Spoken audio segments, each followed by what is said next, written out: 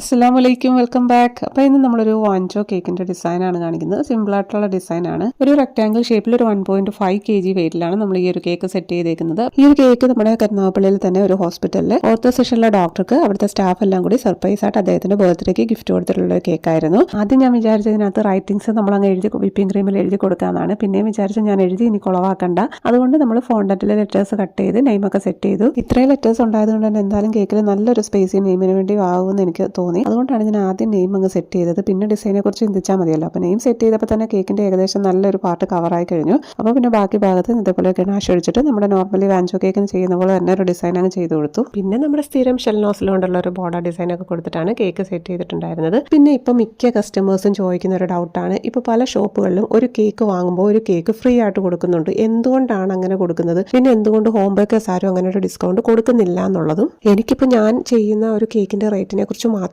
പറയാൻ പറ്റൂ. കാരണം ഞാൻ ഉപയോഗിക്കുന്ന പ്രോഡക്ട്സിന്റെ ക്വാളിറ്റി അനുസരിച്ചായിരിക്കും ഞാൻ റേറ്റ് ഇട്ടേക്കുന്നത്. അതേപോലെ തന്നെ അവർക്ക് അത് അഫോർഡബിൾ ആയതുകൊണ്ടായിരിക്കും അവർ ഒരു കേക്കിൻ്റെ കൂടെ ഒരു കേക്ക് ഫ്രീ കൊടുക്കുന്നത്. എന്തായാലും നാട്ടുകാരെ കേക്ക് കൊടുത്ത് നന്നാക്കാൻ വേണ്ടി ഒരാളും ബിസിനസ് തുടങ്ങില്ല. അപ്പോൾ അവരൊരു ബിസിനസ്സായിട്ട് തുടങ്ങിയിട്ടുണ്ടെന്നുണ്ടെങ്കിൽ ആര് ചെയ്താലും അവർക്ക് അതിനകത്ത് എന്തായാലും പ്രോഫിറ്റ് കാണാം. അപ്പോൾ അത് നിങ്ങൾ മനസ്സിലാക്കണം. പിന്നെ അവരതിനകത്തൊന്നും പ്രോഫിറ്റ് കാണുന്നില്ല എന്നുണ്ടെങ്കിൽ അതിനെ നമുക്ക് ബിസിനസ് എന്ന് പറയാൻ പറ്റത്തില്ല, ചാരിറ്റി എന്നേ പറയാൻ പറ്റൂ. ഒരുപാട് പേര് ഡൗട്ട് ചോദിക്കുന്നുണ്ടാണ് കേട്ടോ ഞാൻ ഈ ഒരു കാര്യങ്ങളൊക്കെ പറഞ്ഞത്. അപ്പോൾ ഇന്നത്തെ കേക്ക് ഡിസൈൻ നിങ്ങൾക്ക് ഇഷ്ടപ്പെട്ട വീഡിയോ ലൈക്ക് ചെയ്യാൻ മറക്കണ്ട. Thank you for watching.